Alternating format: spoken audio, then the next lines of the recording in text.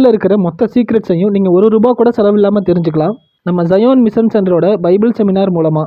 Weekly 2 times online seminar. நீங்கள் யாராக எந்த மதமாக இருந்தாலும் டிஸ்கிரிப்ஷனில் உள்ள லிங்க் மூலமாக எங்களை காண்டாக்ட் பண்ணலாம். Praise the Lord. இன்றைக்கி நம்ம பார்க்க போகிற விஷயம் இயேசுவை கவர்ந்த மனித பிறவி, a person who attract Jesus heart. இன்றைக்கி நம்ம பார்க்க போகிறோம். இந்த உலகத்தில் எவ்வளோ பெரிய பைபிள் எக்ஸ்பர்ட்டாக இருந்தாலும் இவரோட வேர்சஸ் புரிஞ்சுக்கிறது ரொம்பவே கஷ்டம். ஏன்னா அந்த அளவுக்கு அவர் பெரிய ஞானி.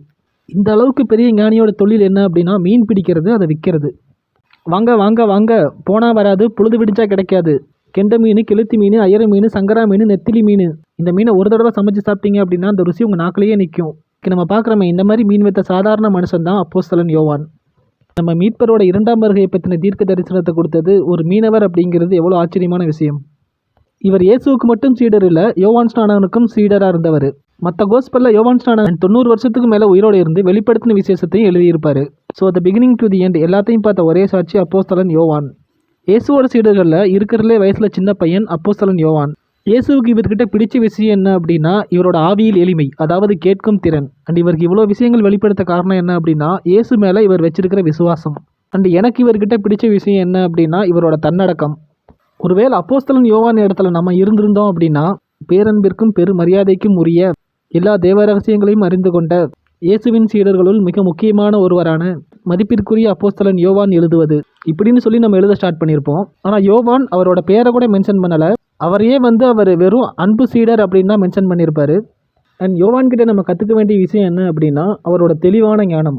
சாத்தானால் ஒரு சில சமயம் பேதுருவை கூட பயன்படுத்த முடிஞ்சது, ஆனால் யோவானை பயன்படுத்த முடியல. ஏன் அப்படின்னா அவர் ரொம்பவே தெளிவான பர்சன். ஏகப்பட்ட விஷயங்களை தெரிஞ்சுக்கிட்ட அப்போஸ்தலன் யோவான் கோஸ்பல்ல நம்மக்கிட்ட வெளிப்படுத்தினது கொஞ்சம் தான்.